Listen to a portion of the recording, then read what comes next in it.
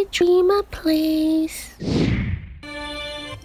Hi guys, welcome back to my channel. In today's video, we'll be looking at Guild Dungeon as a whole. I'll be telling you what heroes you should be preparing for the new Guild Dungeon season, what pets you need to have, and what equipments you need to prepare.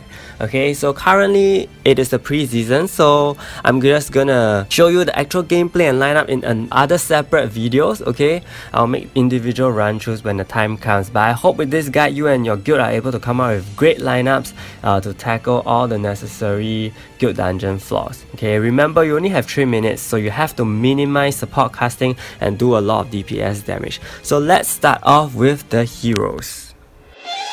Here we go. The first hero you need to have is Taka. He is your main physical DPS, has single target piercing, and is immune to cooldown increases. Next is Spina. She is your main magical DPS, heals herself and has no piercing, so do take note of that. Some of the Guild Dungeon enemies are immune to piercing or reduced piercing damage. And next we have Snipper. He is your secondary physical DPS if your Taka is not ready, and he provides immunity to formation change for your whole team. Then we have Ares. She is your single target attack buffer. She provides stun immunity and casts Taunt on herself. Then we have Rachel. Rachel increases your damage output, casts a lot of debuffs on the enemy, and also hastens your awakening gauge charge. Then we have Eileen and Rin. Both of them are your physical and magic boosters respectively. Next we have Lina. She provides physical and magic attack boost, which stacks with Eileen and Rin. Also, she removes all debuff with a healing skill. Ace merely provides increased damage output and also removes hit shield buffs. Then we have Soy and Ryan. Soy provides immunity to your whole team against skills that reduce your physical, magic, and damage. Ryan provides increase of accuracy rate for your whole team. Platine and Atalanta, both of them give block nullification. Platine also increases damage dealt on universal heroes. Da Qiao and Clemith, both of them are able to cast Sleep, which will really help you in stalling certain enemies from moving. And also Da Qiao provides immunity to formation change.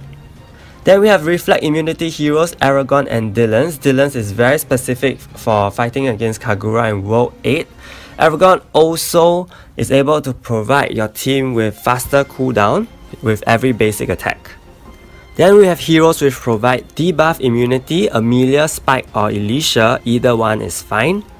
Also Mao Song is another hero that provides immunity for cooldown increase. And finally we have Lu Bu, Colt or Atalanta, who are all very good hit shield buff shredders. Next up we have the pets. So there are only 2 pets, and that is Ritual, who increases lethal rate and lethal damage and also crit damage. Angel, who does enemy defense drop, increase your debuff resist rate and also decreases their counter rate. Then comes the items. So I would suggest that your PvE weapons and armor have to be as highly transcended as possible. You do not have the time to heal, so your armor is super important, especially in the later stages of World 8, okay?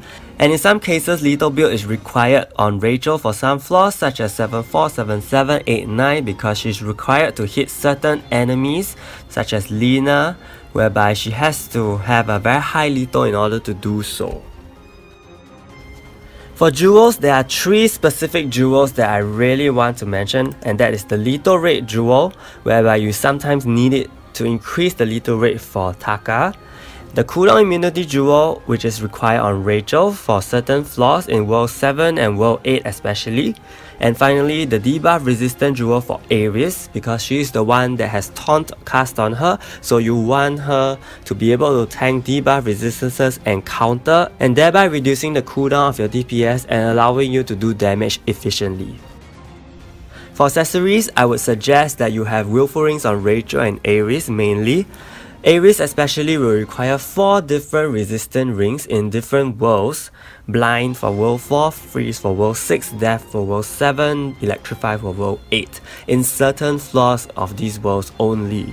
And for Taka, sometimes he will not only use the lifesteal and critical damage accessory, he may also need a Willful Ring and critical damage combination for certain flaws as well. This is gonna be the case in World 8, when Jin actually reduces Taka's HP to 1, and you need that Willful Ring to prolong Taka's life for a little bit longer. And I also included Isabella's Vigor and Critical Damage accessory combination because I think that is also a viable up-and-coming accessory combination. Lastly, for traits, I am not going to go into the specifics of each hero and what they should have, but these are some of the more important traits you have to play around with in Guild Dungeon, and that is the increased damage to certain type of heroes. For different heroes, you have to switch this particular trait for your DPS so that they will do more damage on the specific type of enemy. And in certain floors where enemies evade but you cannot afford to have Ryan on your team, sometimes you will need Taka to increase his own accuracy rate via the traits. So we've come to the end of this guide video, and I hope this very quick overview of everything that you need for Guild Dungeon is going to help you in the upcoming season, and I hope that all of you will do your best and do well for Guild Dungeon. If you found this video helpful, do give it a like and stay tuned for more videos like this. And also I'll be doing more individual Guild Dungeon run-throughs, so definitely keep an eye out for that. Thank you, and I'll see you in my next video.